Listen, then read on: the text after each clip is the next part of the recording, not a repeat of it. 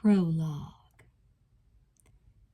It was a game of his, standing in the store window, hiding among the mannequins as if he were lifeless too, and one of them.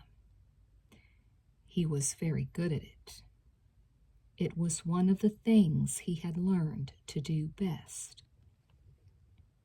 All those hours of practice. But what else did he have, really, but time? Hours and days and weeks and months of sitting there in his room, in the cool, damp dark. And he could stare for hours and hours on end, not moving so much as a muscle, just staring and thinking, just dreaming of her. Her. And now, at last, he had seen her tonight. He was almost certain she worked here, in the mall. He had seen her with 2 friends, and they had been laughing, and her brown hair was long and thick and soft, and her blue eyes were clear like summer skies, and her laugh was bright like sun. He had imagined how she would feel. Her skin, her lips, her wonderful hair. He had imagined how she would feel the whole time he stared at her, the whole time he was frozen with the mannequins in the store window, and her walking right past him, smiling up at him, but not knowing he was there, that he was watching her. And afterward, he had run down to the safe, dank places where he could think, where he could make his plans. She's the one I want.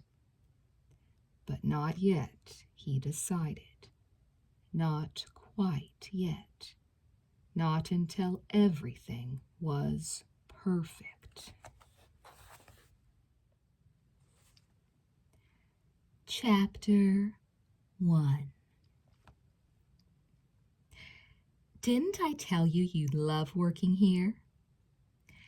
Nita Hansen peered at her friend over the top of the counter and immediately pointed out 2 gigantic muffins in the glass display case. I want those, and be sure to take out the calories. Trish Summerfield smiled and reached for a paper bag. You just want to make me fat. That's why you got me this job at the eatery instead of at one of the shops, so I'd get too big for all my clothes. Right, and then you can give them all to me, especially the red sweater with the dark blue trim. Nita tossed her head, her short blonde hair falling back perfectly around her pretty face. Anyway, I know a food court's not particularly glamorous, but this was the only job opening I knew about. And anyway, you wouldn't want to be working in my store today, I promise you. No? Trish popped the muffins into the sack and handed them to her friend, pausing a moment to ponder the register. I'm telling you, weird things happen at this mall. Nita shook her head. Gives me the creeps. What weird things? You can't tell anyone. Nita leaned closer and lowered her voice. I'm not even supposed to be saying this because they don't like rumors getting started around here. They're always afraid it will scare off customers. Trish nodded and handed Nita her change. Okay, I get to work this afternoon, right? Nita opened the bag and pulled out one of the muffins, prying a walnut loose with one perfectly manicured fingernail. So Pat, she's my manager, tells me she got a call this morning before the mall even opened. The store was unlocked. The doors weren't even closed. You're kidding. Trish frowned back at her. Were you robbed? No, that's just it. The money was still in the register. Frida, she was supposed to stay late and close last night, hadn't cleaned up or counted the drawer or anything. So what happened? Did she just leave? No one knows. I was off yesterday, but the night before, she and Pat had this huge fight. So the first thing I think of is that she's trying to get back at Pat, right? But nobody can even find Frida to ask her what happened. What do you mean they can't find her? I mean she's not at her house. I guess some neighbor said she was supposed to leave on a trip last night after work, but he doesn't know where she is or when she'll be back. Trish glanced back over her shoulder and straightened up. I have to go. My manager is giving me the evil eye. I've heard about her. Nita made a face. What's her name again? And is she as mean as everyone says she is? Her name's Bethany, and she is mean. Trish sighed. She's been giving me a bad time ever since I started working here. How come? Nita turned to stare, but Trish pushed her gently away. Don't get me in trouble. She must just have this thing about new employees or something. I can't figure it out. Maybe she thinks you're after her job. Right. My all-consuming, burning passion in life is to be the full-time manager of Muffin Mania. As they both broke into giggles, Nita grabbed Trish's arm and pointed toward Pizza Park, several cubicles away. Look, he's here today. How can you stand the excitement? Will you stop? Trish forced Nita's hand from her sleeve and slammed it down on the counter. Nothing like being obvious. I never have trouble remembering his name. Nita sighed. Storm Reynolds. With a name like that, he should be in the movies. With you as his leading lady, I suppose. Nita kept staring. He is so gorgeous. I know. And he's looking right at you. He is not. Yes, he is. As Trish shook her head insistently, Nita gave her a shove, forcing her to take a reluctant peek at the object of their conversation. He was tall, well over 6 feet, and slender but well built, with broad shoulders and leanly muscled forearms. As he leaned forward to slide some trays of pizza into the ovens, his thick dark hair fell over his forehead, and a fine sheen of sweat shone across his high cheekbones. He straightened up, wiping one arm casually across his face, and as Trish continued to watch him, he suddenly glanced at her and winked, the corners of his mouth lifting in an amused smile.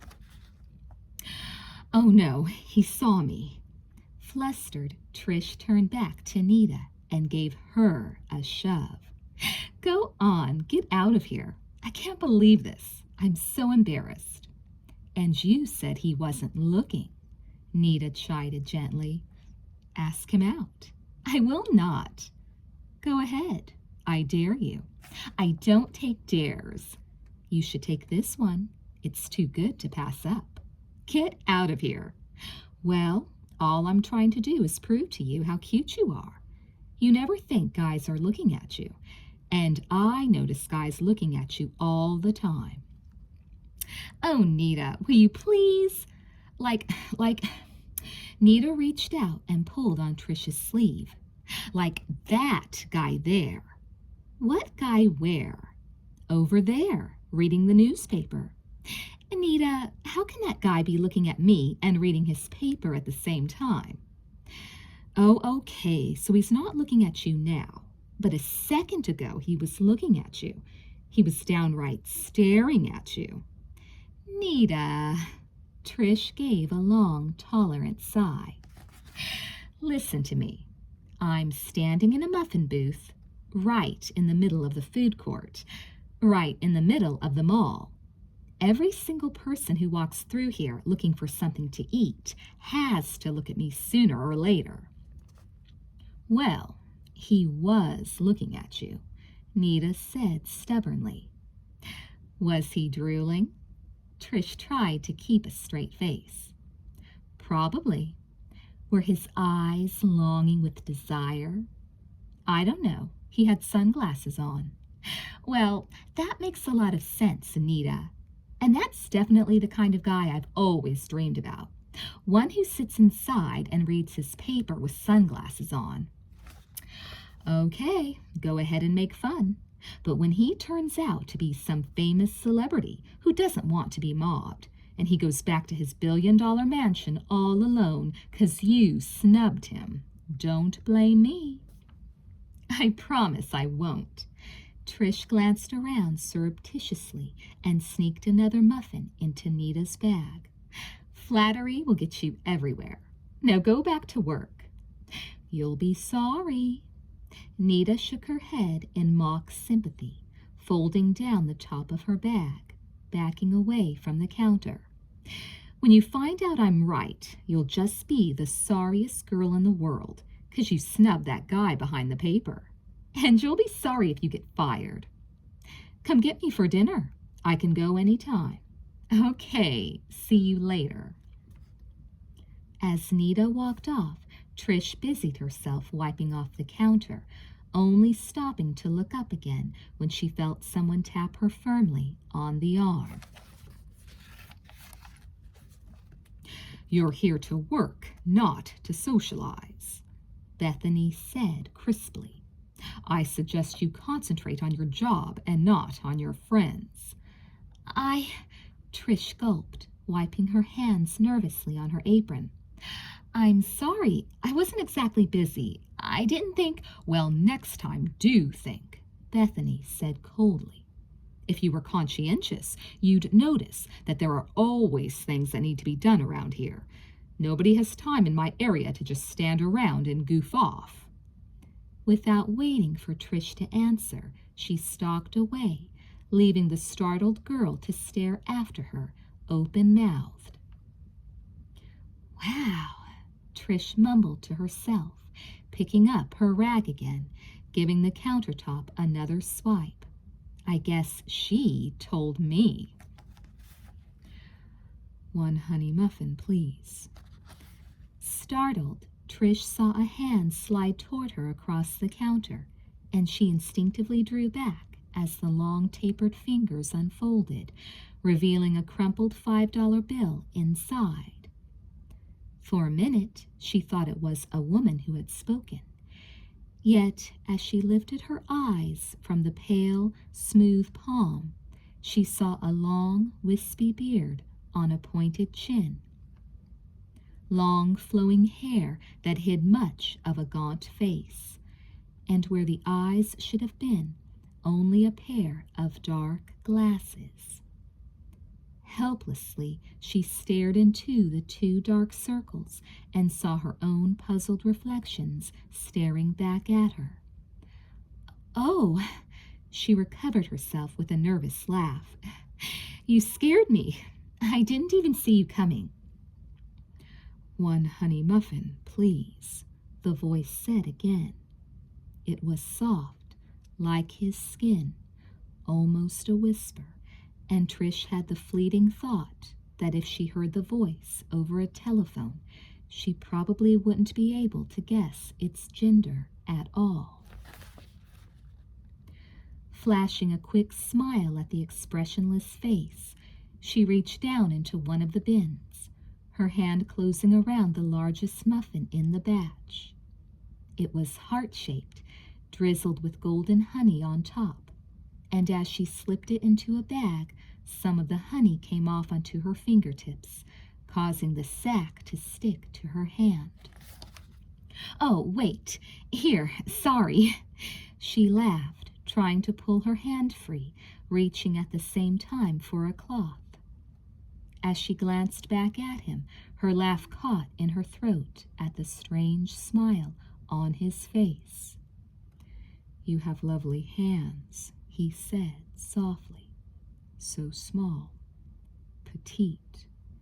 He was silent a moment, yet she could feel his eyes studying her hands, even as she tried to wrap them in the cloth. "The way that honey looks on your fingers, one could almost taste it." Nervously, Trish looked around the cubicle. Bethany was nowhere to be seen, and no other customers were approaching her counter. Hastily cleaning her hands, she rang up the sale and tried to make her voice authoritative. "$1.89, please." His palm still lay flat on the countertop, the money still waiting to be taken.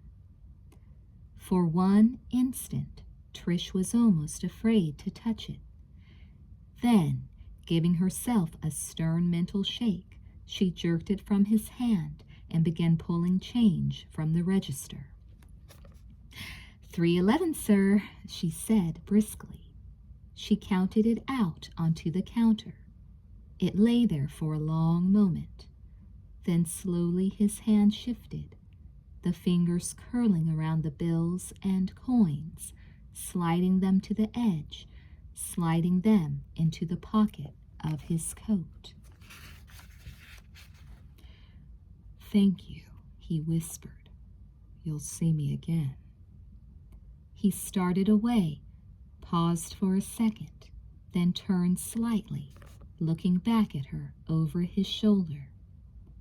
Trish busied herself with the baker's rack at the rear of the stand, and when she finally turned around again, he had gone. Immensely relieved, she sagged back against the wall, putting one hand to her heart. There'd been something so unsettling about that man, something so weirdly different, and she suddenly realized she was shaking. She was sure he'd left the eatery, yet she could still see him. The dark, blank circles where his eyes should have been, the unusual ash-gray color of his hair and beard. "Just a crazy," she argued to herself. "Just your usual eccentric customer. Nothing to get upset about." Chapter 2. "So do you think it was the same guy?" Trish persisted. She watched as Nita sorted an armload of sweaters and wished for the 100th time that she could have found a job in a clothing store like this one. "I don't know. It sounds like it could be." Nita shook her head and chuckled. "How totally weird. You just never know these days who's going to be behind a newspaper." "It's not funny, Nita. He was really creepy." Trish frowned and glanced at her watch. "If you're going to eat dinner with me, then come on. I don't have all night. Bethany's watching me like a hawk." "Don't you just love this new display I did?" Nita steered her toward a counter, beaming proudly. "All these old-fashioned paperweights with these wonderful patterns all over them? Don't you think they go with these new scarves?" "Well," Trish said doubtfully, "I guess." "Well, I mean, they don't match exactly," Nita said, sounding indignant.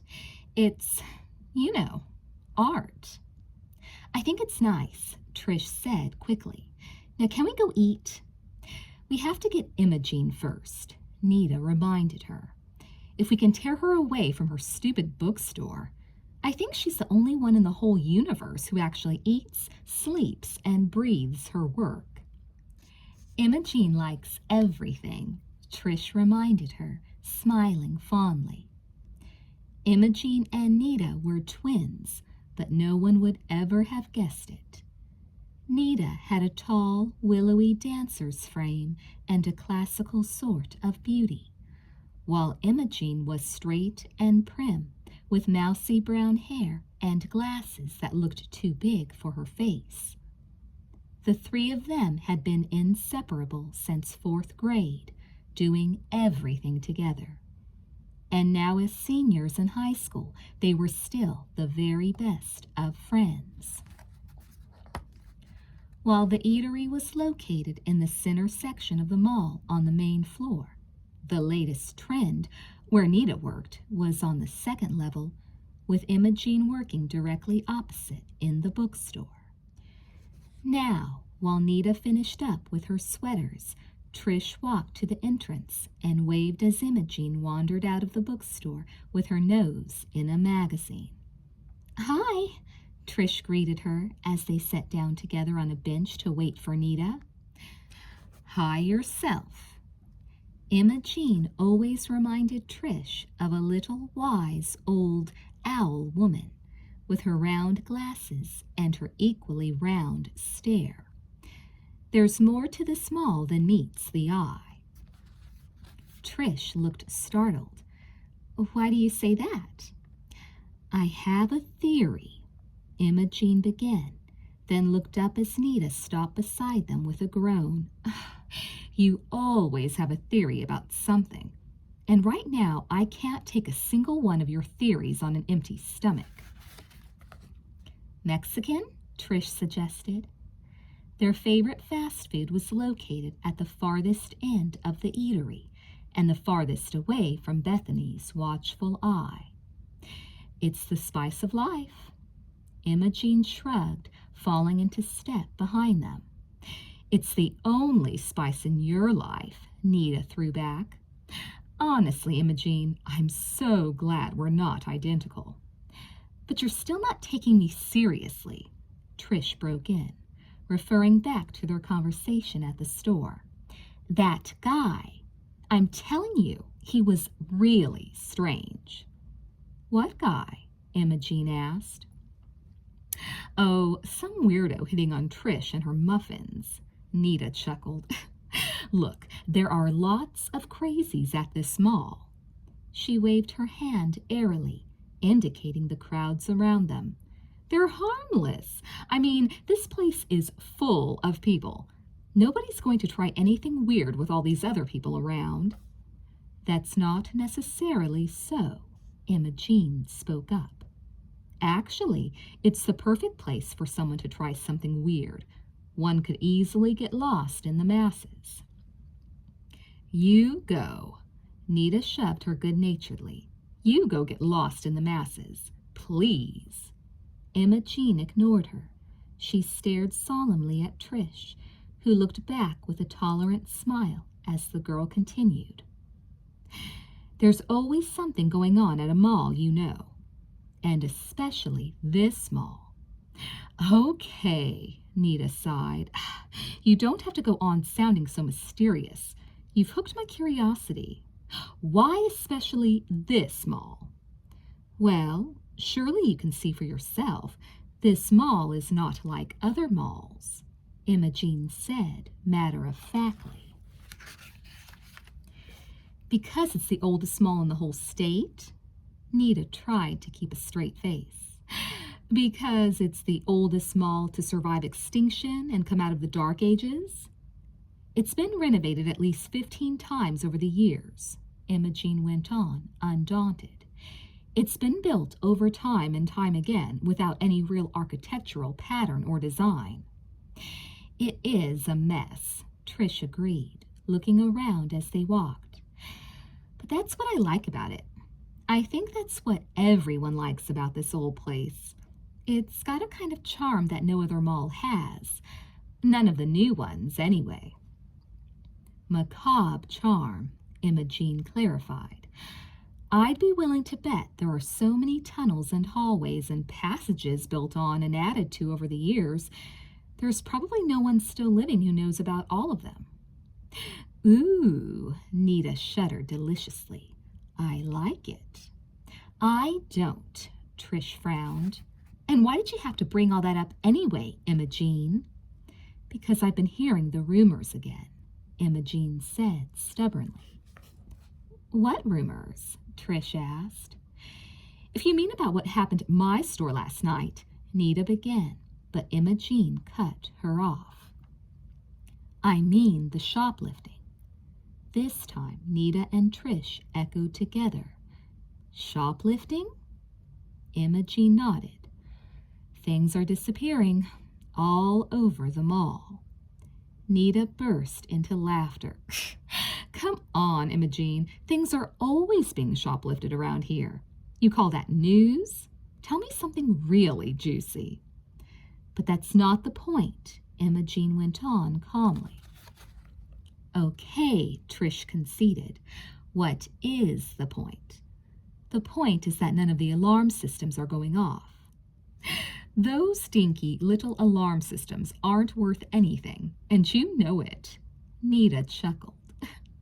I bet we lose hundreds of dollars of stuff every month just in our little place. No, Imogene continued, even the new systems, the more sophisticated systems they've tried out in the department stores, they're not catching these things being stolen. Well, what really makes me mad is that someone out there is ripping off all these wonderful clothes, and I have to pay for the ones I want. Nita rolled her eyes. Not just clothing, Imogene informed her. Lots of other things, like kitchen equipment, for example. What kind of kitchen equipment? Trish glanced at her. Dishes, gourmet foodstuffs, even bottles of wine and ice picks. Someone's throwing a hell of a party, Nita chuckled. Wish they'd invite me. Linens, Imogene went on calmly. Pillows, blankets, perfumes, even furniture. Furniture? Trish laughed. How can anyone sneak out a piece of furniture? And books, Imogene sounded indignant. From my bookstore. So, Nita sighed. What are you saying? I have a theory. I have hunger pains. Nita threw up her hands. Enough already. Give me some money, Imogene. I left my purse in the store. How convenient. Trish gave Nita a reproachful look as Imogene obligingly dug into her bag and handed her sister some bills. Well, at least she's good for something. Nita grinned shamelessly and led the way to an empty table. While Nita and Imogene went off to get the food, Trish sat and saved their places, letting her eyes wander idly around the busy eatery. There was every kind of meal for sale here, from junk food to health food, from pastry to salad bars to ethnic temptations. And the huge area was always filled with people, always noisy with conversation and laughter and the rattle and clatter of dishes.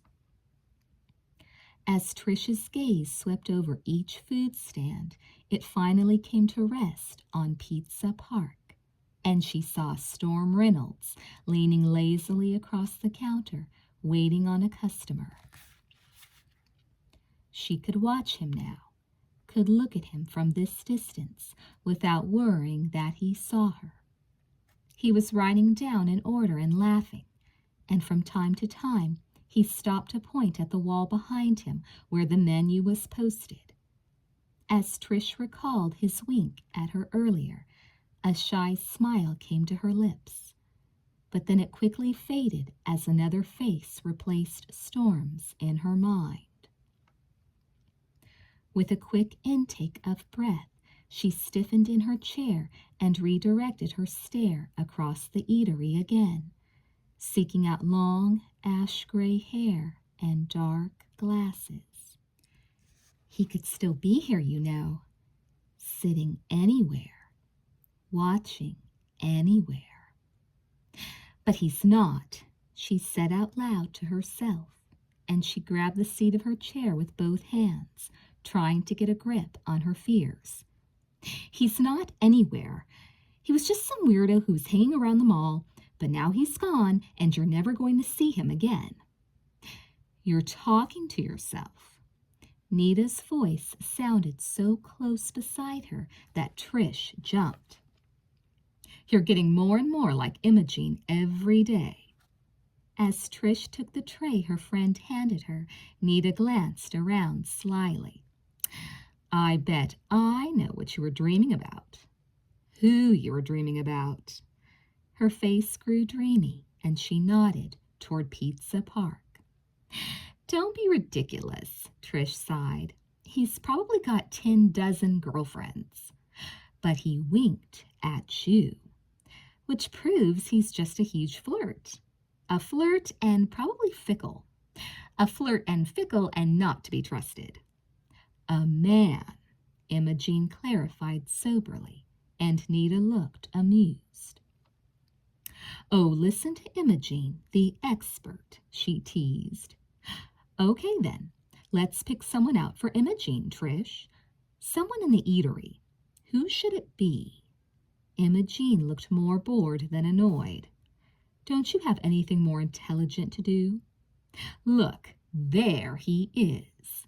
Nita grabbed Trish's sleeve and shook it excitedly. There he is, Imogene's guy, the man of her dreams. As Trish followed the point of Nita's finger, she saw a young man standing at one of the trash cans, dumping in food scraps from a pile of dirty trays. Oh, stop it, Nita, Trish began, but Nita broke in again. Look at him, Trish. He's just her type. 5 foot, what, 10? Or maybe 6 whole feet if he stood up straight. Long hair, combed back. Or is it greased back? Jeans with holes? Oh, sorry, maybe he's trying to be stylish. And a t-shirt with something. Nita squinted her eyes, trying to see. Something written on the front. Wait a minute. Yes, okay, now we know he loves rock music. And the sexiest combat boots. Don't you think so, Trish? Oh, and that denim jacket with the sleeves cut off. The absolutely perfect touch. Trish took a bite of her taco and glanced over at Imogene. I think his name is Wyatt. I always see him working around here, but I don't really know anything about him. He kind of keeps to himself. Wyatt, Nita crooned. The absolutely perfect name. Actually, Imogene said stiffly, I think he's rather nice looking. Nita's mouth fell open. Trish burst into laughter. So there you are, Nita. You're a better matchmaker than you thought. They kept watching as Wyatt scraped the last of his trays, picked up the whole stack, then started past their table.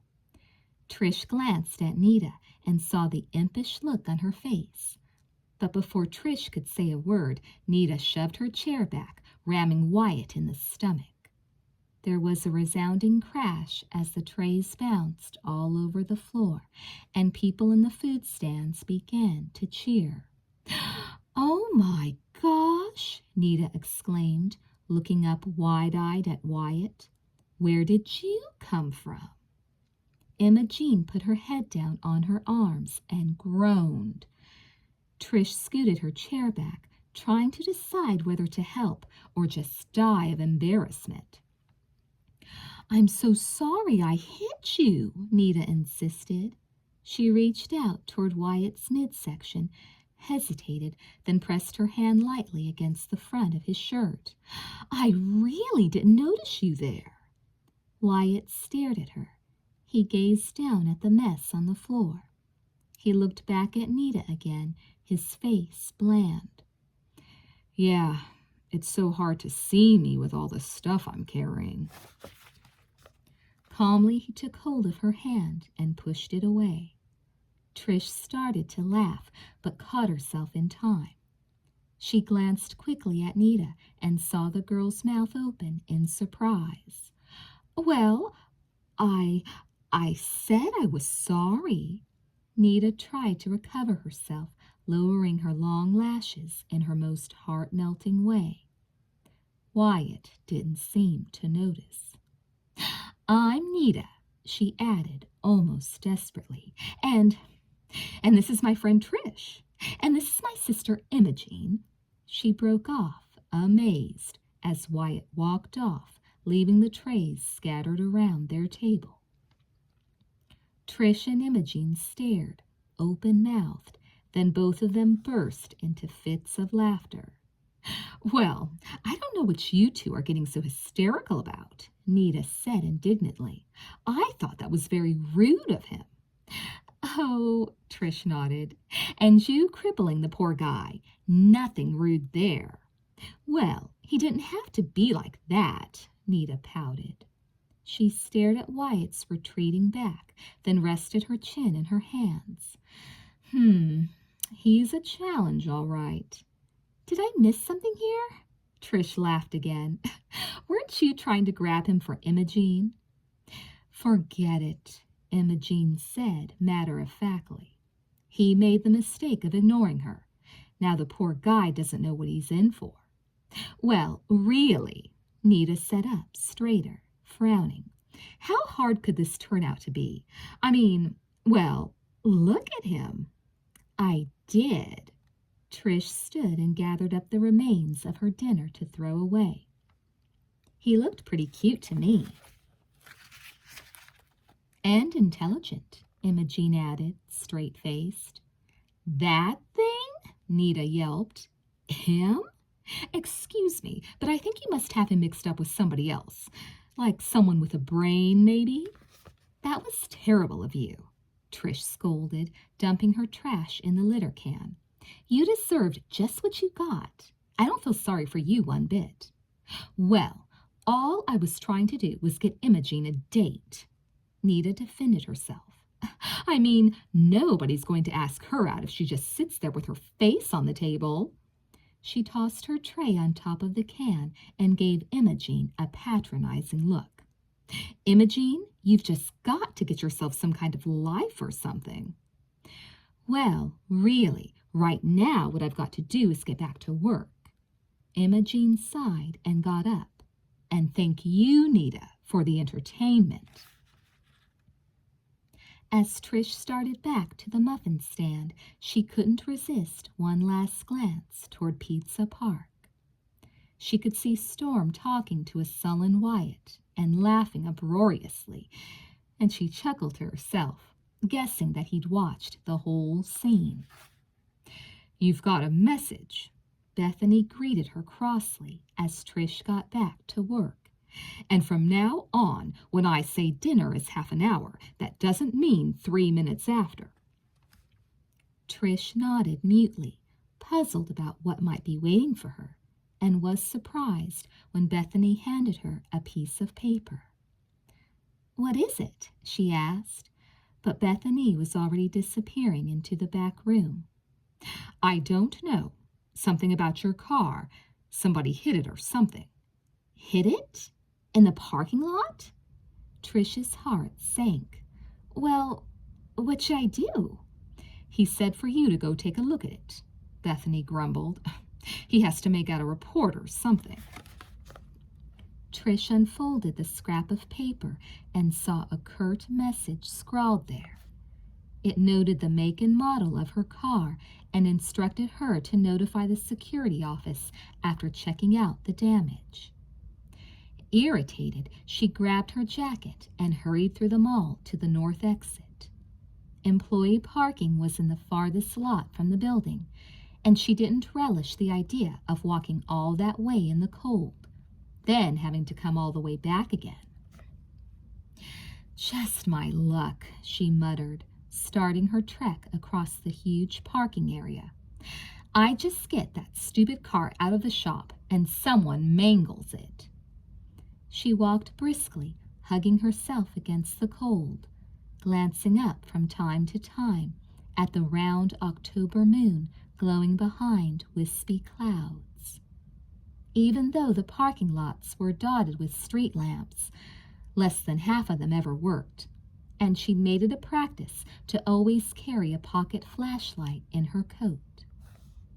It took nearly 5 minutes to reach the employee lot. She remembered she'd found a spot near a payphone that afternoon, and as she finally spotted her old Mustang, she began to run, already fumbling in her pockets for her light. To her surprise, there didn't seem to be anything wrong with the car at all. Stopping a few feet away, Trish surveyed it carefully, letting her eyes wander over every inch of the outside, searching for some sign of damage. The car looked fine, just as she'd left it that afternoon when she came to work. Puzzled, she walked slowly all around it, playing her flashlight over the hood, the sides, the trunk, the tires. Then came back to her original spot, shaking her head. There must be some mistake. It must have been someone else's car. They got the license plates mixed up somehow. More annoyed now than bewildered, Trish backed away from the car and turned to go. And when the payphone suddenly rang, shattering the darkness with its shrill scream, she froze there, watching it with her mouth open, unable to believe what she was hearing. The phone rang and rang. Trish stood there, staring, the cold seeping through her jacket, through her skin, deep, deep into her veins. It must be for somebody who's supposed to be here right now at this exact moment. Only they're not here, and it might be important. And whoever is calling will just keep waiting, and nobody might ever come. Trish walked over to the phone. She reached out and took the receiver, lifting it slowly to her ear. "Hello, Trish," the voice said. It was a whisper, soft and familiar, yet strangely unreal. It sounded like dark reflections and ash-gray shadows. "I'm eating the muffin," he said. "It tastes just like you." Chapter 3. As Trish raced back into the mall, she spotted a security guard near the information booth and stopped breathlessly in front of him. "You've got to help me," she pleaded. She saw the tired look of suspicion on his face and the way his hand automatically went for the walkie-talkie at his belt. The phone out in the parking lot." She was gasping for breath, trying to get the words out, trying to stop shaking. She'd run all the way from her car, and she felt frozen, her words tumbling uselessly, making no sense at all. "Take it easy now, miss. What's the problem?" The guard was using his most patronizing tone of voice. "You say the payphone isn't working in the parking lot? Well, that's not our problem.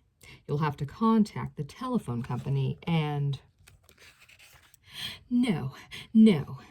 In spite of her best efforts to be rational, Trish reached out and tugged at his sleeve. He stepped away and firmly but gently removed her hand. "Okay now, just calm down a minute." "No, my car. Someone ran into my car, but—" "You need a tow truck? You can call one from here." He moved toward the information booth, and Trish stepped quickly in front of him. "No, you don't understand. You're not listening," she said, more frustrated by the second. She saw the growing annoyance in his eyes, but she rushed on. They said someone hit my car, only no one hit my car. But the phone started ringing. The pay phone by my car. Okay, hold on. You say the pay phone by your car. The pay phone in the parking lot? Yes, that's right. Trish was nodding frantically, hopeful that at last something was beginning to get through to him. See, it started ringing, and so I answered it. You answered the phone in the parking lot? Yes, only it was horrible. This guy, I saw him in the mall earlier this evening. It was him on the phone. Who was on the phone? A guy you know? No, I don't really know him. But he knows you. So he called you on the phone in the parking lot. No, yes. Trish broke off abruptly, seeing the cold mask of indifference settle over his face. He folded his arms across his chest and glared at her. Look, girlie, I don't have time for all these pranks. You kids think it's so much fun to play on each other. You think, Trish sputtered, you think this is a joke? Well, it's not, and I'm not your girlie. Don't fool around with me, kid. You're liable to ruin my good mood. He glowered at her. And tell your boyfriend to grow up and quit playing stupid tricks, huh? As Trish stared in disbelief, he turned on his heel and walked away. It took her several minutes to recover. She was so angry. Standing there while the busy throngs of shoppers jostled around her, she suddenly had the eerie sensation of being someone else, someone in a movie, and the real Trish was just standing there watching the other Trish's frustration and rage. This can't be happening to me. Things like this don't happen to real people in real life. She began to walk, mechanically, vaguely aware that she had to get back to work before she got in worse trouble. Prank? She could still hear the phone ringing, shrill, shrill, insistent. Could still hear that voice. He knew my name. He knew I'd be there. He knew I'd answer. Oh, God! Trish stopped and covered her face with her hands, and then immediately pitched forward as someone rammed her from behind. Hey, are you okay? As strong hands caught her by the shoulders and steadied her, she managed to twist around and look up, right into Storm Reynolds's dark blue eyes. Well, hi there, he grinned. How's the muffin business? In spite of her present frame of mind, Trish could feel her cheeks turning red, and she quickly looked away. Oh, hi. I didn't know that was you. Or you'd have gotten out of my way, right? He had a cute grin, teasing and sexy at the same time, and a habit of cocking his head a little to one side when he spoke. I guess I wasn't paying much attention, Trish said lamely. No, I'm the one who wasn't paying attention. It's a bad habit of mine. His grin widened, although sometimes bad habits pay off. His blue eyes held hers for a moment, and with an effort she forced herself to look away again. Are you on break? She finally asked, and he nodded. Getting some exercise. Care to join me? I'd love to. I guess not. I have to get back to work. You feel cold. You been outside? She nodded. Again she heard the ringing of the telephone and the whisper of that horrible voice. She stammered in confusion. I thought my car'd been hit. Storm was watching her, his face puzzled. You thought? You weren't in it? No, that is, Someone left me a message saying it'd been hit, but when I got there, it didn't look like anything had happened to it. You sure? Do you want to check it again? I'll be glad to go with you. Trish started to agree, then stopped herself. He was practically a total stranger. She didn't even know him that well. How could she ever explain to him what had happened out there? He'd never believe her, and he'd probably think she was completely crazy. Definitely not something that'll make a good first impression. No, she said at last. No, I'm sure it hasn't been hit. Someone must have gotten it mixed up with another car. He was still staring at her. He nodded slowly. Well, that's good, isn't it? Yes. She was staring out at the main walkway, the milling throngs of people, the bright lights. What had just happened to her out there couldn't have been real. It was too incredible. No wonder that guard hadn't taken her seriously. What's your name? He asked, smiling. What? She snapped back to the present, conscious now of his eyes upon her. I'd like to know your name, he said. Is that okay? Trish. Trish Summerfield. He nodded. I see you when you're working. I don't know if you ever noticed, but our stands are right across from each other. As if I hadn't noticed. Yes, I've seen you, she said lamely. My name's Storm Reynolds. I know your name. I'm sure every girl in the mall knows your name. You haven't been working here long, have you? Let me guess. He thought a moment, his eyes twinkling. 5 days. 5 days exactly. Yes, Trish nodded, startled. Or should I say 5 nights? You don't work days. You come in the afternoon and work till closing. That's right.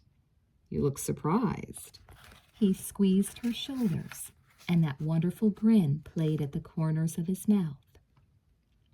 I always notice the really important things.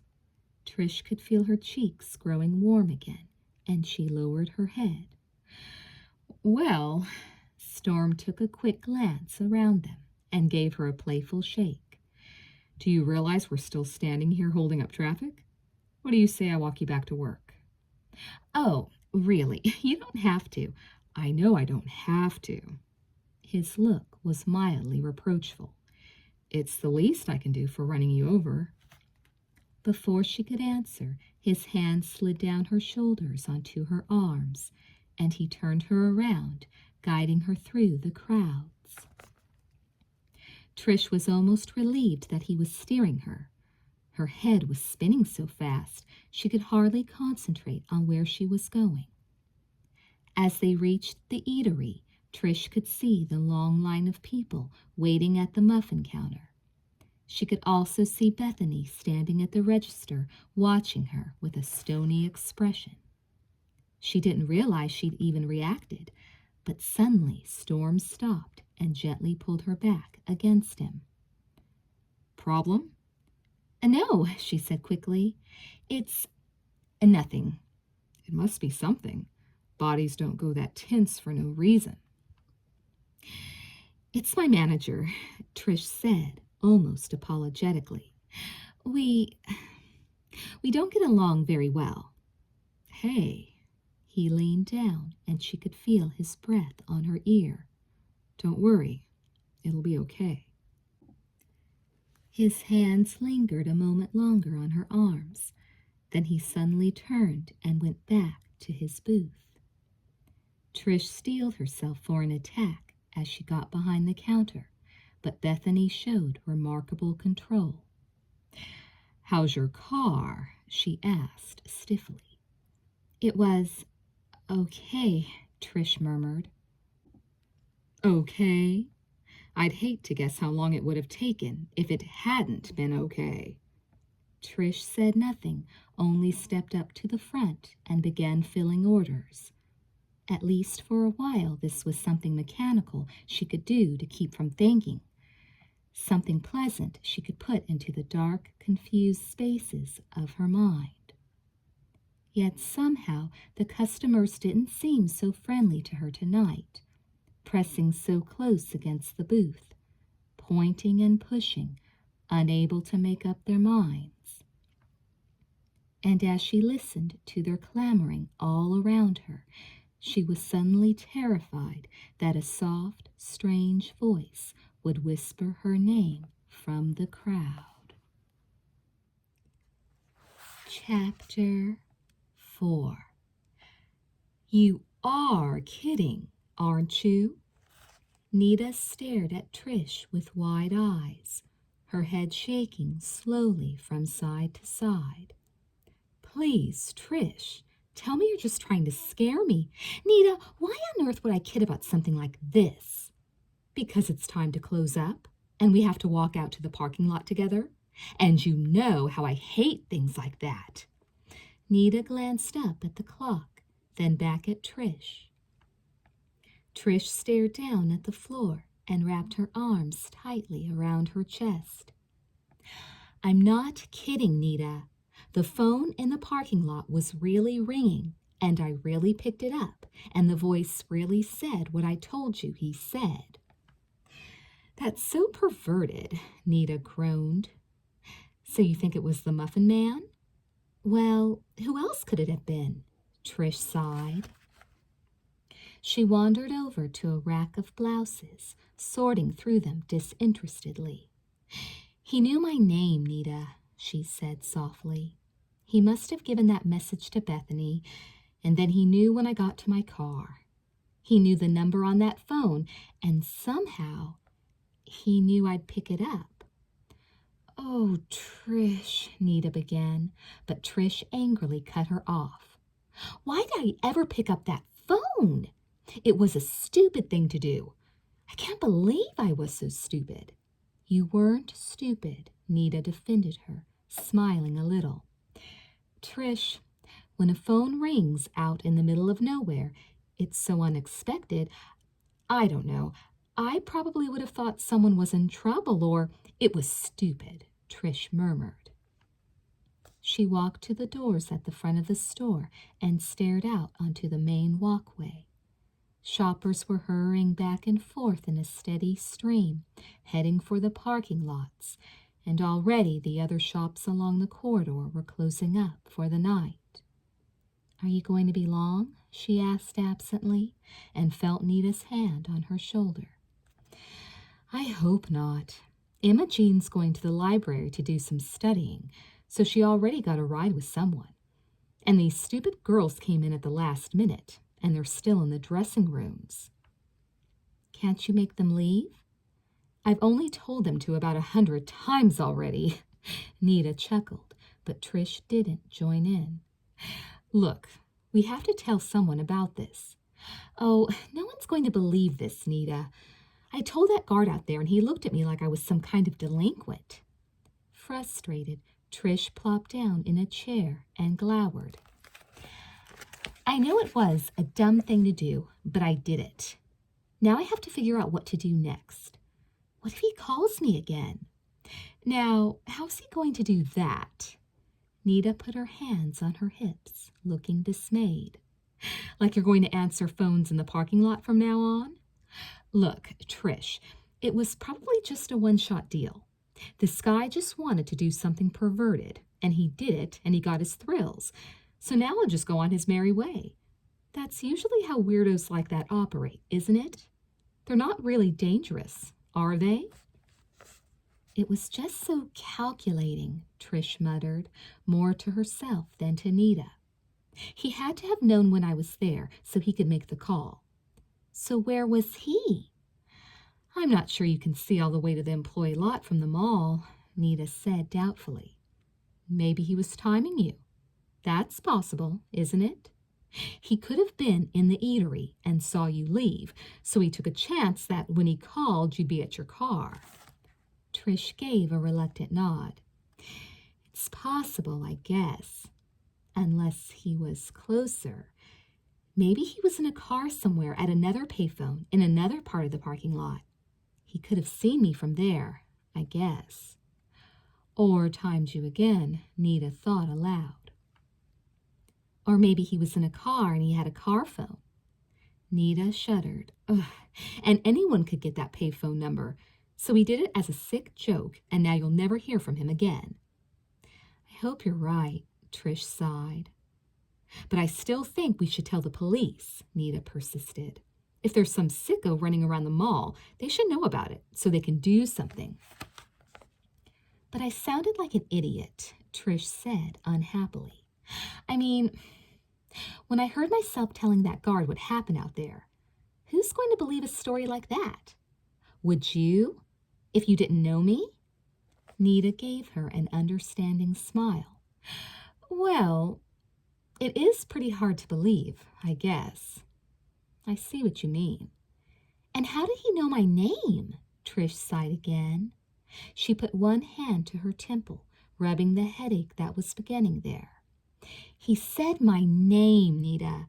How did he know my name? He could have asked around at the eatery. For that matter, anyone could probably find out who works here if they went to the main office. Nita. Trish stood up slowly, her eyes widening. Are you thinking what I'm thinking? Maybe he works here? Nita stared at her a moment, then shook her head. I don't know. If we're talking about the guy behind the newspaper, I don't remember anyone around here who looks like that. Are you sure? Think hard. But there are so many shops here, so many employees. Nita shrugged helplessly. And there must be thousands, hundreds of thousands of shoppers. Trish, you'll probably never know who this guy is. I really have a feeling it was a one-shot thing, like I said before. Once he saw you run back to the mall, and he figured he'd scared you to death, he probably took off. He's probably going to be at some other mall tomorrow, trying to scare some other girl out of her mind. Trish nodded, not entirely convinced. Can we go now, Nita? I'd really like to get home. Is your mom still out of town? Nita looked sympathetic. Yes, she's still on that stupid business trip. Flying around Europe somewhere, Trish said gloomily. You're so lucky your parents aren't divorced, and that you have a normal mother instead of a business executive. That's funny, Nita smiled. I always wanted a mom like yours. Yours is a lot more glamorous, plus the fact that you have all that wonderful privacy. She gave a wistful sigh, and Trish couldn't help chuckling. It's not privacy, Nita. It's total solitude. Not real fun when you've just gotten a crazy phone call in a parking lot. You know you can always stay with us. Nita gave her a hug, and Trish hugged her back gratefully. I know, but it's only for the rest of the week, and I don't want to wear out my welcome until I'm sure I'm really being terrorized. It was meant to be a joke, but neither of them laughed. Nita glanced once more at the clock, then shouted toward the back of the store, where the dressing rooms were located. Come on, you all have to leave. I'm closing up the store now. Trish glanced around and suddenly realized that Nita seemed to be the only one working. Are you by yourself tonight? Well, Frida was supposed to be with me, but obviously nobody knew she was planning a trip. Nita made a face. I still have to clean up, so I'll be a while. See anything you want to try on? We got some new stuff in today. Trish got up and wandered around the store, sorting absent-mindedly through racks of clothes, picking up sweaters, putting them down again. Normally she would have jumped at the chance to have first pick at the new selections, but her heart just wasn't in it. She could hear Nita running the vacuum cleaner and the muffled giggles coming from the girls in the dressing rooms. From the record store next door, the driving beat of a rock band reverberated through the walls. Pausing beside a display of new dresses, Trish flipped quickly through the hangers, then drew her breath in slowly. She'd never seen such a beautiful dress. Long and flowing, it was all white satin and lace, like a gauzy cloud, with delicate trimmings of ribbons and velvet. Holding it at arm's length, she ran a finger carefully along the low-cut neckline, the tiny row of pearl buttons down the front, the soft, full skirt. A princess might have worn this, she found herself thinking, and she smiled, feeling silly for her own romantic notions. Some long-ago princess in some passionate legend with some wildly happy ending. "It's you," Nita declared, stopping beside her and nodding emphatically. "It is. Try it on." Trish hesitated, read the price tag, started to put it back. "You've got to be kidding. As if I could ever afford such a try it on." Nita grabbed the dress from her and began shoving her toward the fitting rooms. "It's part of our new Purely Passion line. And not just anyone could wear this wonderfully sweet and very naughty dress. Go on, you've got time. I want to see how it looks on you." As Trish started into the dressing rooms, she met the other girls coming out. Pushing and still giggling, they converged upon the front counter with armloads of clothes, and Trish guessed Nita would be busy a good 15 minutes more just ringing them up. Well, why not? I can dream, can't I? The girls had left the dressing rooms in total disarray, and as Trish made her way along the short passage, stepping clumsily over piles of clothes, she discovered that the last 2 cubicles were the only ones clean. It was a small area, just the hallway with a full-length mirror at the end of it and 5 tiny stalls branching off on each side. The stalls had no doors, but rather bright blue curtains, which pulled together and fell about a foot short of the blue carpeted floor. Trish hung her dress on the wall and started to close her curtains, then stopped, chuckling to herself. There was nobody else here, and the mirror was right outside. She decided to leave the curtains open. Again, she ran one hand slowly over the dress, loving the flow of it beneath her fingertips. Anyone who wore a dress as beautiful as this couldn't help but feel beautiful, she thought. And it'd been a long time since she'd felt that way. Nita was the one who got all the dates, and Imogene was the member of all the clubs at school. But Trish was just Trish. Boring and unpopular. And nice, she reminded herself. Everyone was always reminding her how wonderfully nice she was. But being nice still didn't make her less boring or any more popular, at least with the guys. Sighing, she pulled her sweater up over her head and shook out her tangled hair. There were no more hooks on the wall, so she dropped the sweater onto the floor in the corner. She unzipped her pants and slid them down her hips, then paused a moment to kick off her shoes. As she bent over to lift her jeans from around her bare feet, a cold chill suddenly snaked across her legs, and startled, she straightened up and peered out into the hall. "Nita? Is that you?" There was no one in the aisle. Empty dressing rooms gaped around her, and she slowly stepped back into the stall. "Nita? Come on, are you trying to scare me?"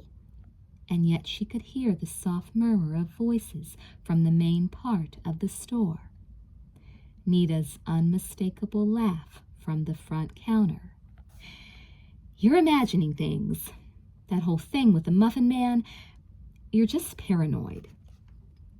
Taking a deep breath, Trish slipped the dress from its hanger and stepped out into the hall.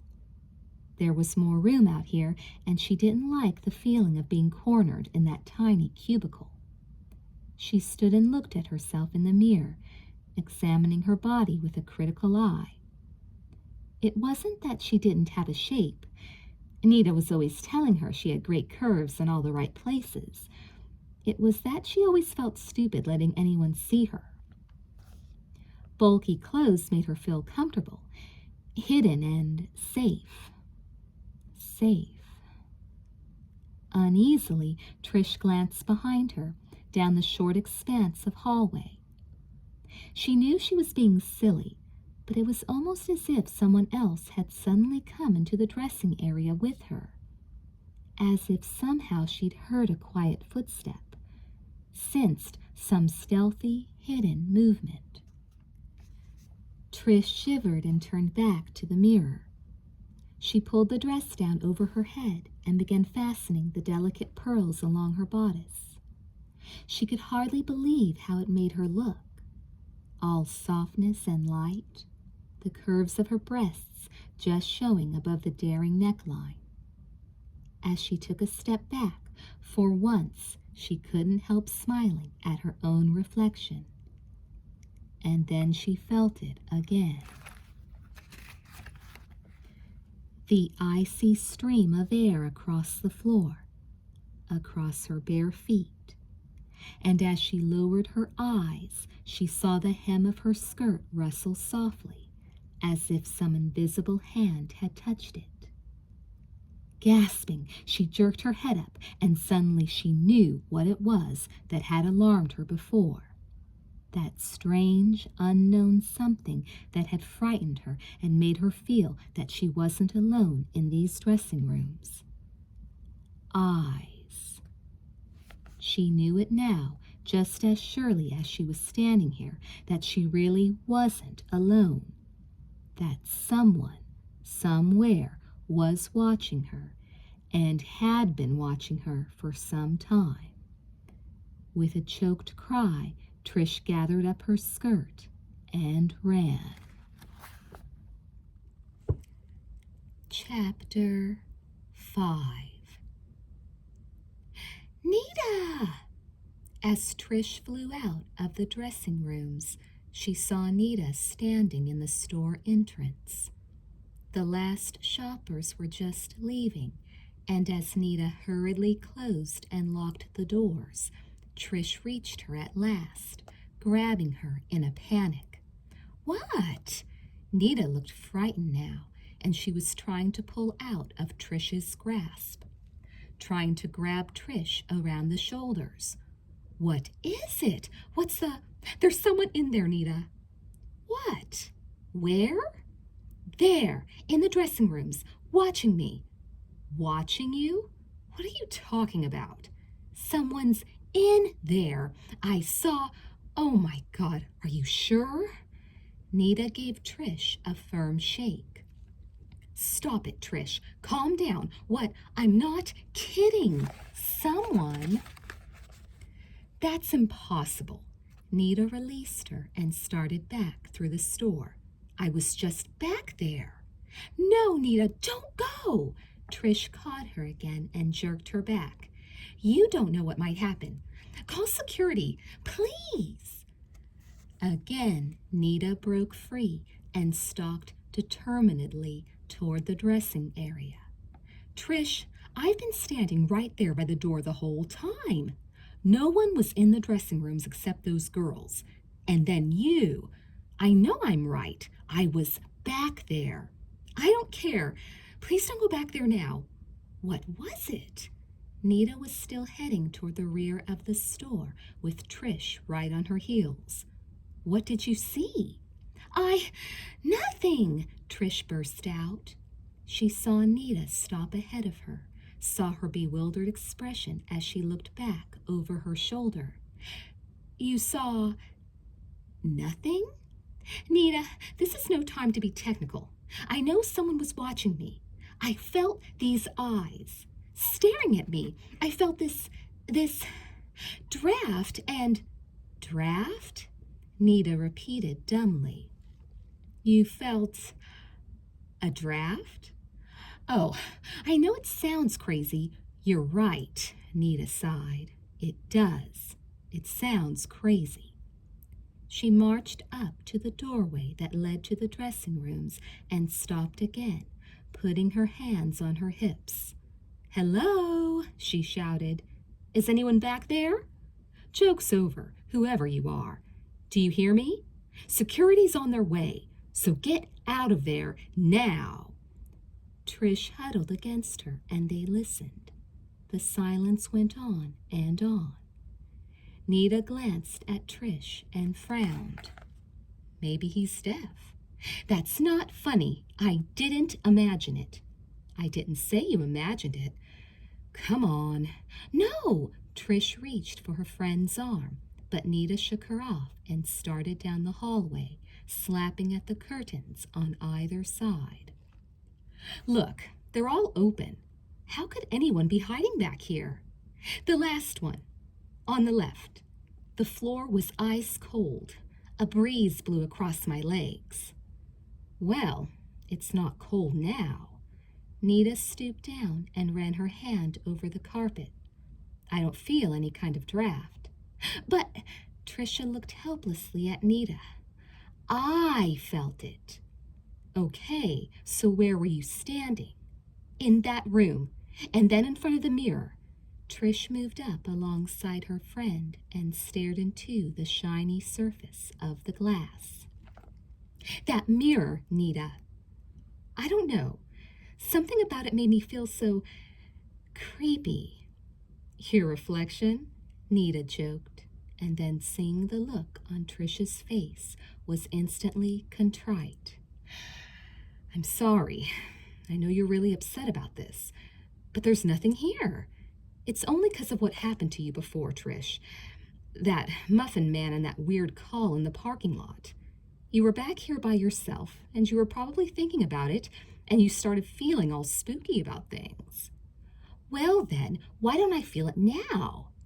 Trish held up her arms in frustration, hardly even noticing when Nita leaned over and hugged her. Because I'm here, silly.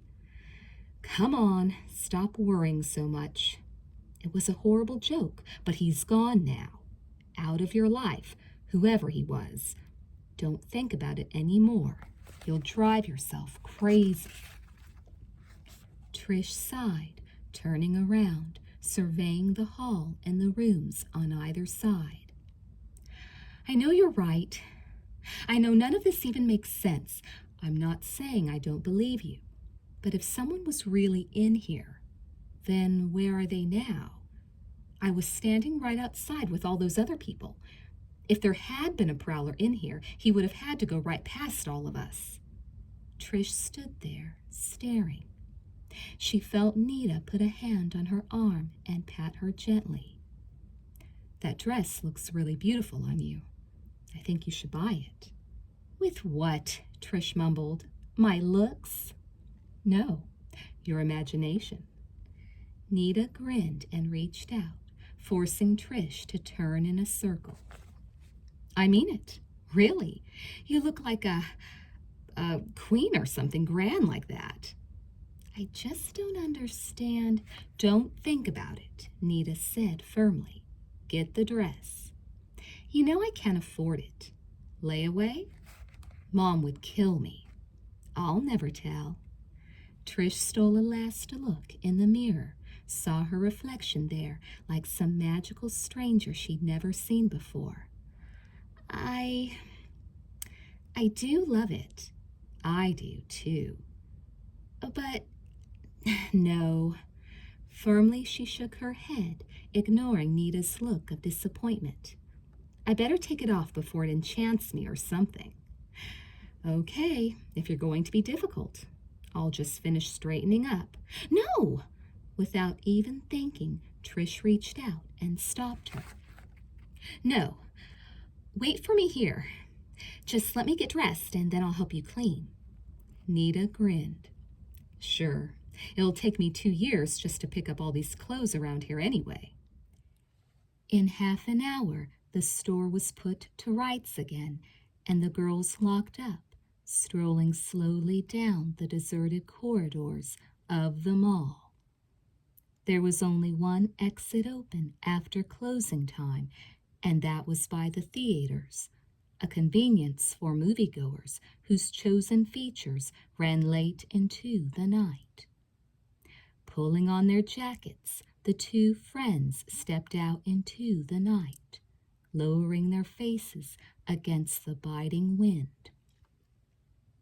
The pale yellow moon was almost invisible now in the starless sky, and fog had begun to drift in, making the street lamps in the parking lots seem like tall, flickering candles.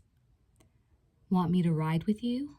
Nita asked sympathetically, pulling her gloves out of her pocket, blowing on her fingers. "I'm not sure you're in any shape to drive by yourself.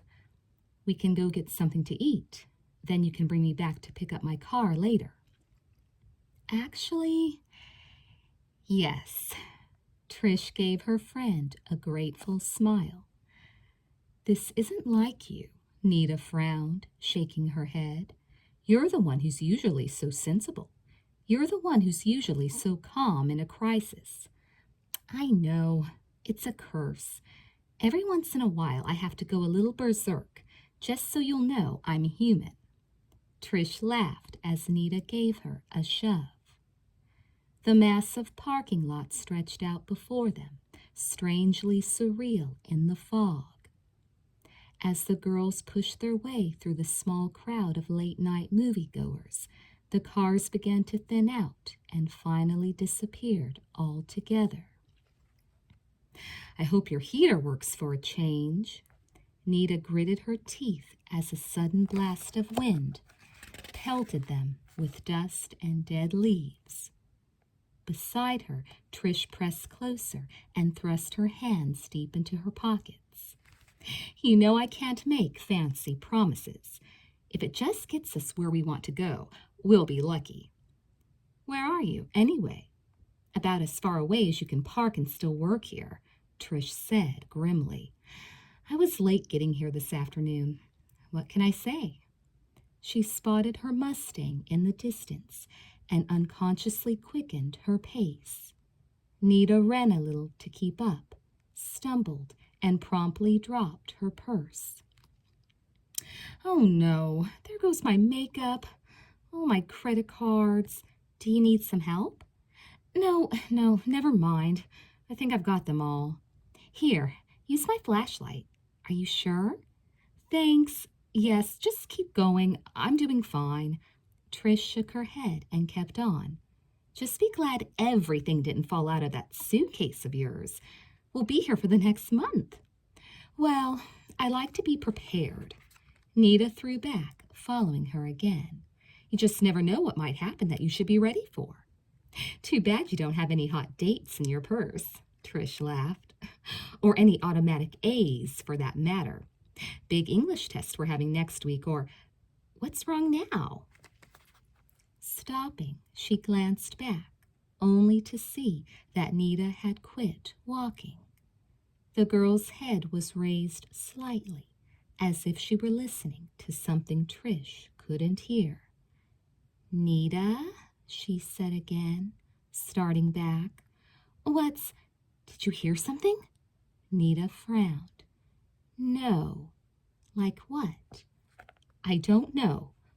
After another moment of listening, Nita made a disgusted sound in her throat and started walking again, taking Trish's elbow and dragging her along. "Ugh, you've got me spooked tonight, Trish.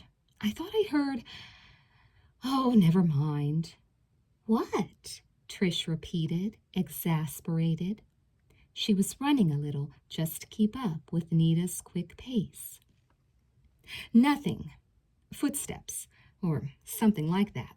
Nothing." "Nothing?" Trish's eyes widened, and she glanced around as Nita urged her on. There were only a few cars now, watching them like crouched animals in the fog might watch. Dull headlights like blank, dead eyes.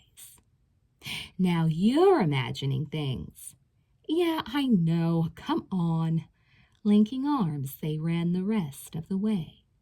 As they neared the car at last, Trish found herself suddenly wondering if she'd remembered to lock it when she'd come to work that afternoon. Footsteps. Nita couldn't have heard footsteps, Trish reasoned to herself. There was no place out here for anyone to hide, except in the fog. And then Suddenly, he was there. Without warning, without the slightest sound, he was just there, materializing out of the fog like some phantom, standing motionless beside the car, while Trish's breath caught in her throat and she tried to call out, tried to scream, but no sound came, nothing at all. And Nita stared, paralyzed, the flashlight trembling in her hand. "Someone's breaking into your car," Nita murmured, and as Trish watched, the figure moved slowly toward them into the tiny pool of light. Chapter 6. "Trish?" From some remote part of her brain, Trish could hear Nita trying to talk, could see her friend's frightened face, could see the tall figure, statue-like, as he hesitated not 5 feet away. "Nita, run!" Trish cried. "Hey, don't run. Everything's cool here."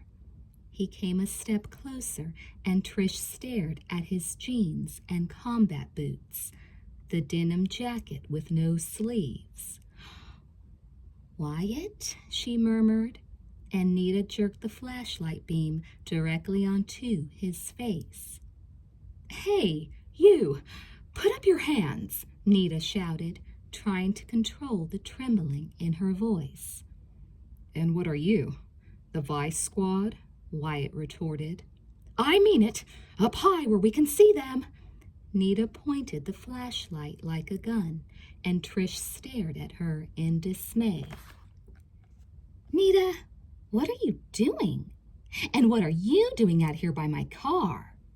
Trish took a step toward Wyatt as he tried to keep one arm in the air and shield his eyes with the other one. "Look, you want to call off Nancy Drew here?" "Anita," Trish grabbed the flashlight away. "Will you stop playing with that thing? Now," she turned back to Wyatt, "tell me what you're doing to my car." "Your car?" And Wyatt turned and looked calmly back at the Mustang. "Your car, huh?" He was silent a moment. He stared at the ground, then he lowered his arms and crossed them casually over his chest. He gazed back at Trish. "I thought this was my car. Same make, same color." "You must think we're both complete idiots," Nita muttered to Trish. "No," Wyatt said slowly. "Not both of you." "Where is your car?" Trish demanded. He thrust his hands into the pockets of his jeans and hunched his shoulders as a cold wind blew through the parking lot. "I guess someone stole it." "You guess?" Trish eyed him warily. Her heart had begun to beat normally again, and she took a deep breath. "Why would you think that?" "Why wouldn't I think that?" He waved his arms vaguely at the empty parking spaces around them. "I left it around here somewhere. Do you see it?" "Well, no." "So someone must have taken it." "We don't believe you," Nita spoke up. "We think you're lying." Wyatt didn't look bothered in the least. He shrugged his shoulders as if he couldn't help what they chose to think. "Maybe you just forgot where you parked it," Trish suggested hesitantly. "Maybe it's on the other side of the mall. Maybe you came out the wrong exit." "Yeah," Nita echoed. "Why don't you just go report it to the security guards or something?" "And what are they going to do about it?" Wyatt retorted. "Organize a nationwide manhunt?" Trish didn't know what to do. Part of her was still unnerved and suspicious. Part of her wanted to believe Wyatt and sympathize with his plight. She remembered the phone call in the parking lot and shuddered. "Come on, Nita," she said, nudging her friend's arm. "Let's go." Wyatt stood there and watched them, Trish moved toward her Mustang, then stopped. "Would you mind," she asked quietly, standing away from my car?" "No problem." He held his hands up again and moved backward. "And no weapon either, as you can see." They got into the car. Trish looked at Nita, and Nita looked out the window at Wyatt. He had turned his back and was making his way unevenly off into the darkness. Both girls looked at each other. "Oh, Trish," Nita pointed. "He's limping. Did I do that to him with my chair?" "Probably. You hit the poor guy pretty hard." "Well, where's he going now? To look for his car, do you think?" "It does happen," Trish mumbled. "Going to the wrong car, I mean. I've done that myself. It's so embarrassing." "I did it once. 2 kids were making out in the back seat, and they got really mad at me." "Nita, we can't just leave him here." "Oh, I don't know what to do." "We shouldn't do anything. First off, he was rude to me, and then he scared us out of our minds. And anyway, he might really have been trying to break into your car. He could have just made up that story so we wouldn't turn him into the cops or something." Trish started the car, then started following Wyatt. "Maybe we should just leave." She nodded, trying to convince herself. "Maybe we should just teach him a lesson for scaring us so bad." "It is awful cold out here," Nita sighed. She waited while Trish pulled up alongside Wyatt, then rolled down her window. "Hey, you," she said. "How are you getting home?" "Slowly." Wyatt hardly bothered to glance at her. "With bruises and a broken foot." "I didn't break your foot." Nita drew herself up indignantly. "And I told you it was an accident." "I can give you a lift," Trish said reluctantly. "Where do you need to go?" If Wyatt was surprised at their change of heart, he didn't show it. "Wherever you're going, you could just let me out there." "Well," Trish exchanged looks with Nita. "We were going to get something to eat. Do you want to come along?" "I'll get out wherever you eat. It'll be fine." "But where do you live? Don't you want me to take you home?" Wyatt stopped. He leaned down and peered at them through Nita's window. "I'm not going home," he said. "I'm not going home right now. Wherever you stop, it's okay." "All right and back," Nita said quickly, jumping out and climbing in again before he could protest. "There's more room for your legs up there in the front." "Fine," Wyatt said calmly as he got in beside Trish. "Then you can attack me if I try anything funny." "Some guys like to be attacked for no reason at all," Nita said sweetly. "So how about the all-night deli?" Trish broke in quickly. "Over on Crestwood?"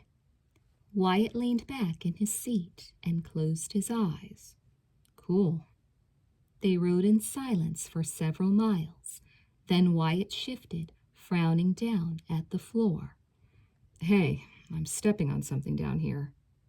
"Oh, those are just tapes. You can put them in the glove box if they're in your way." Trish leaned over and opened the compartment in the dash. "Unless there's something you want to listen to, Nita?" "I wouldn't dream of it," Nita said. "I'd much rather listen to our passenger's conversation. He's so stimulating." Wyatt stared out the window. "You'd be surprised." "Probably not." Trish made a face at Nita in the rearview mirror and turned into the deli's parking lot. They got out of the car, and Wyatt stood for a moment, as if looking around for a payphone. "Look," Trish said suddenly, "if you're hungry or something, you could eat with us, if you like." Wyatt stared at her. "I don't have any money." "We don't either." Nita looked surprised. "We use charge cards." "My wallet," Wyatt explained. "It was in my car." You keep your wallet in your car? Nita stared at him, then glanced at Trish. I left it there, by mistake. Then let me treat. Nita smiled charmingly. It's the least I can do to make up for the accident today. I don't take handouts, Wyatt said. Oh, don't be silly. Nita gave him a coy, sidelong glance. I'm sure we can think of some way for you to pay me back. An equally sly smile played at the corners of Wyatt's mouth. No thanks. You can pay me back later, Trish said quickly, herding Nita through the front door. Let's just go in. I'm starving. The restaurant wasn't very busy, and they found a booth with no trouble, Nita and Trish sharing a side. Trish scanned her menu, then glanced across at Wyatt. His menu was up close to his face, but he was peering over the top of it, his eyes darting quickly around the room. Have you been here before? She asked politely. His eyes slid back to her face, making her vaguely uncomfortable. She hadn't really gotten a good look at them earlier in the eatery, but now she could see how narrow and dark they were, his brows resting low across them. Wyatt looked as though he never missed much of anything. Now he nodded. A few times. Have you worked at any of the other restaurants around town? Nita spoke up. He stared at her with that curiously blank look of his, calm and totally unreadable. Nita tried again. I just wondered if you'd worked at any of the other eating places besides the mall. Oh, that. Well, he seemed to be thinking. I don't just bus tables. No? Nita leaned forward, interested. You go to school? You have another job somewhere? Again his eyes darted quickly around the room. Trish had the sudden impression that he was committing the whole deli to memory. I do maintenance work. Wyatt shrugged. Around the mall. I've just been, filling in for someone. What kind of maintenance work do you do? Trish asked politely. Oh, Wyatt's eyes flicked to the front door, to the front counter, toward the rear of the room where part of the kitchen was visible through a pass-through window. General things, repairs, upkeep, letting people into places where they forget their keys. Oh, Nita raised an eyebrow. You pick locks? I can. Wyatt glanced at her quickly, then his eyes slid away. When I need to. The waitress brought their food, and for several minutes, all of them concentrated on eating. Finally, Nita nudged Trish in the side and laughed. Just think what fun we could have if we could pick locks. We could come to the mall after hours and do all that shopping. Wyatt picked up his hamburger, studying it with narrowed eyes. You wouldn't like being there after hours. I don't know, Trish joked. You're talking to two professional shoppers here. We're pretty dedicated. She waited for him to answer, but he was staring out the window, his jaw set in a tight line. Wyatt, she said gently. His head came around, his eyes sliding from the outside view back to her face. He lifted his right hand, touched the fogged glass, made small, slow circles with his fingers. Trish could see his dirty fingernails and the way they'd been bitten down to the quick. The mall's different then. His voice hesitated, lowered. You wouldn't like it, he said again quickly. It's not what you think. What do you mean? It's just a bunch of stores and food places. Nita laughed, but she sounded unsure. It's just a place to have fun. Fun? He was silent for a long moment. It can be fun, but nobody really knows that mall. Not really. Again his voice drifted off, sank to a whisper. It has life, you know, like thoughts, like a weird kind of mind. A long, uneasy silence settled down. Nita turned her attention back to her coleslaw. Trish sat there staring at her plate, her appetite suddenly gone. "Well," Nita announced at last, and Trish looked up in relief. "I've got to get home. I've still got an English paper to write tonight." "Tonight?" Trish shook her head sympathetically. "You won't get any sleep at all." "I know. So what else is new? I wish I had someone to keep me company." Wyatt finished wiping his mouth and tossed his napkin carelessly across his plate. He stared over at Trish. "So where do you live?" he asked casually. "Me?" Trish glanced up at him, caught off guard. She tossed a quick look at Nita and said, "Or did you mean both of us?" "Not too far from here," Nita spoke up. "Why?" Wyatt shrugged. "I just wondered." "Is there someplace else you'd like me to drop you off?" Trish asked, sliding out after Nita, slipping into her coat. "Don't forget, I have to go pick up my car," Nita reminded her. "Where's your car?" Wyatt asked. "Back at the mall," Trish said. "But what about you?" "Well," he ran one hand back through his hair and glanced once more around the room. "I was just thinking then, since you're going back that way, how about Mayfair, the drugstore in Mayfair?" "Mayfair?" Trish sounded puzzled. "But that's right behind the mall, isn't it?" "Yeah." He thrust his hands into the pockets of his jeans and nodded slowly, as if trying to sort out explanations in his mind. "But I just now remembered I have to pick up some things before I go home tonight." "So you actually live on Mayfair?" "Well, not really. A buddy of mine does, around there. He can take me home." "Then you didn't really need a ride.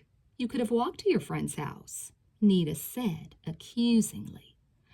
"No, he works nights. He wouldn't have been there." "Well, do you think he'll be there now?" Trish asked worriedly. "He should be. He's supposed to be." Still puzzled, Trish drove straight to Mayfair. As she pulled up outside the drugstore, Wyatt got out on her side and closed the door. "So, you're going back to the mall now?" He leaned over, peering in at them through her window. Trish nodded. She took her foot off the brake and eased the car forward. "I hope you find your car. See you later."